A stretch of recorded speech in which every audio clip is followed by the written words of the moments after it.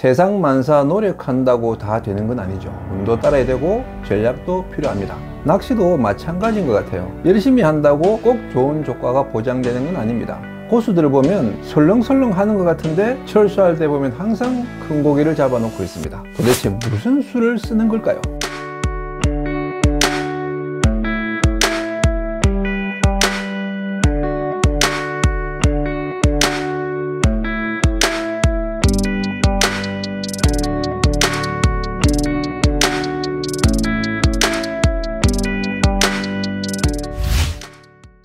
전라남도 여수에 감성돔을 기가 막히게 잘 낚는 낚시 점주가 있었어요.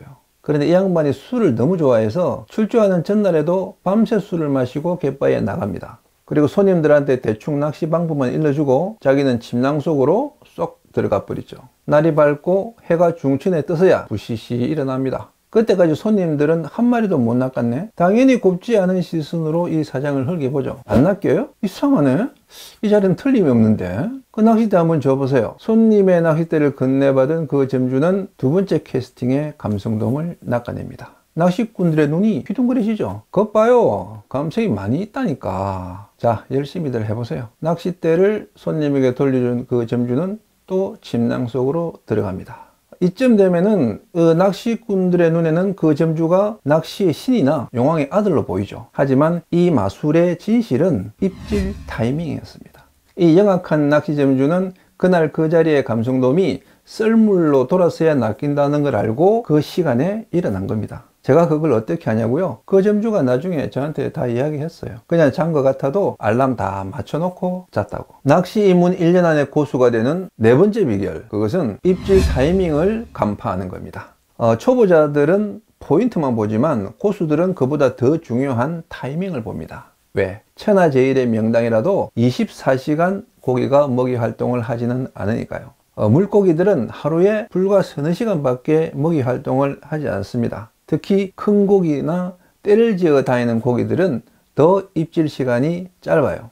사람이나 물고기나 먹는 패턴은 비슷합니다. 우리가 아침하고 저녁은 꼭 챙겨 먹는 것처럼 물고기도 아침과 저녁에는 꼭 입질합니다. 그리고 어린애들은 눈앞에 먹을 게 있으면 하루 종일 먹지만 어른들은 밥 때가 돼야 먹는 것처럼 물고기도 짠챙이는 하루 종일 입질하지만 큰 고기들은 때가 돼야 입질합니다. 그리고 직장인들이 점심시간 때 우르르 몰려나가서 1시간 만에 식사를 끝내는 것처럼 깔치, 고등어 같이 이 몰려다니는 고기들은 입질 시간이 짧고 정확합니다. 그래서 낚시는 물고기가 언제 먹이 활동을 하는지 그 시간만 알면 이미 낚은 것이나 다름없습니다. 그 시간에는 물고기가 먹을 것을 찾아다니기 때문에 포인트가 아닌 곳에 대충 던져놔도 지가 알아서 찾아 먹습니다. 하지만 타이밍이 아닐 때는 코앞에 미끼를 던져줘도 안 먹습니다. 그래서 낚시를 할 때는 이 타이밍을 아는 것이 가장 중요합니다. 고수들의 수첩을 보면은 낚시터나 포인트만 나열되어 있지 않습니다. A 낚시터는 4월, B 낚시터는 7월, 뭐 A 포인트는 초밀물, B 포인트는 중순물, 이런 식으로 낚시터와 타이밍이 딱딱 매칭이 되어 있습니다. 예를 들어서 우리나라에서 가장 큰 댐인 충주호는 1년에 단 한 번 여름 장마철에 월척이 무더기로 낚입니다. 그런데 그 기간이 불과 3, 4일밖에 안 됩니다. 홍수로 물이 불어나는 그 며칠 동안 붕어들이 그 상류 풀밭으로 일제히 몰려드는데 그때는 찌맞춤도 필요 없고 테크닉도 필요 없어요. 완전 초보의 어린 애들도 월척을 낚습니다. 그러다가 수위가 이제 많이 불어나서 풀밭이 깊이 잠겨버리면 상황은 끝납니다. 그때는 그 어떤 고수도 못 낚습니다. 따라서 충주호 오름수위 때 필요한 기술은 딱 하나, 붕어가 몰려드는 타이밍을 잡는 겁니다.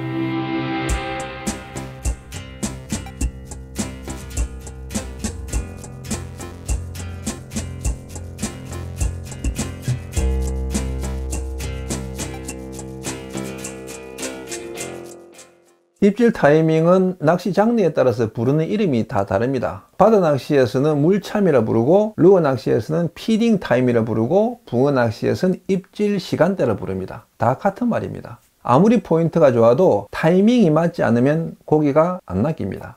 이 사진은 추자도 사자섬 제주여입니다.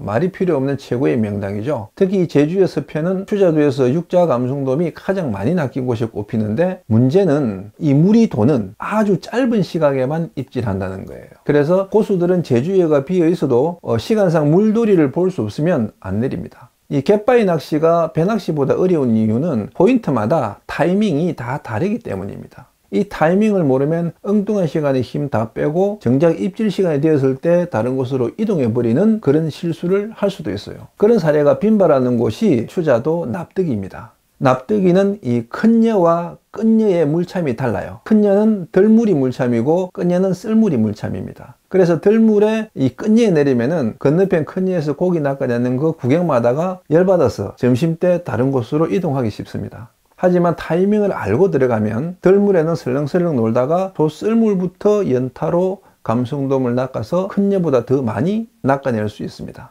그런데 사실 초보자가 이렇게 갯바위마다 다 다른 물참을 알 수는 없습니다. 하지만 입질 타이밍이라는 게 있다는 걸 알고 낚시하는 것과 그냥 무턱대고 낚시하는 것은 차이가 큽니다. 포인트에 내릴 때는 항상 선장에게 물참을 물어보고 내가 낚시했던 자리에 물참을 기억하고 또 다른 사람이 많이 낚은 포인트의 입질 시간대도 물어보고 이렇게 포인트와 타이밍을 매칭하는 습관을 들이다 보면 어느 순간 물참을 예측하는 능력이 생깁니다. 가령 수심이 깊은 직벽 포인트는 물이 빠진 간조 전후가 물참이구나. 얕은 여바 포인트는 물이 많이 든 만조 전후가 물참이구나. 또 조류가 빠른 본류대는 유속이 잠깐 느려지는 물돌이 시각이 물참이구나. 이런 규칙들을 발견할 수가 있는 거죠. 낚시를 하는데 입질이 없으면 내가 낚시를 잘못하고 있는 건 아닌가 좀 불안해집니다.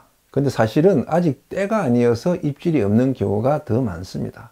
이때 고수들은 자기 낚시에 자신감이 있기 때문에 아직 피딩 타임이 아니라는 감을 잡지만 이 초보자들은 자신감이 없기 때문에 찐득하게 기다리지 못하고 자꾸 채비를 바꾸거나 엉뚱한 곳에 미끼를 던지는 자충수를 두게 됩니다. 만약에 남들은 다 낚는데 나만 못 낚으면 내가 낚시를 잘못하는 게 맞습니다. 하지만 아무도 못 낚고 있다면 아직 때가 안 된 거니까 진득하게 기다려야 됩니다.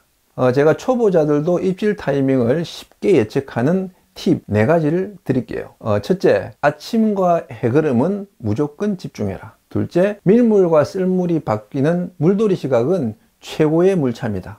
셋째, 어제 입질이 잦았던 시간대는 오늘도 재현될 가능성이 크다. 넷째, 내 옆 사람이 입질을 받으면 곧 내게도 입질이 온다. 제가 만난 낚시의 고수들은 다 타이밍의 승부사들이었습니다. 절대 낚시를 오래 하지 않습니다. 입질이 없을 때는 산책을 즐기거나 잠깐 수면을 취합니다. 입질 시간에 집중하기 위해서 체력 안배를 하는 거죠. 하지만 초보자들은 그 시간에도 눈에 불을 켜고 찌를 보고 있습니다. 나중에 입질할 시간이 되면 고수들은 놀라운 집중력으로 물고기를 낚아내지만 초보자들은 정작 그 시간에는 지쳐서 졸고 있습니다. 타이밍을 찾아내고 기다리고 집중하는 것이 고수의 비결입니다.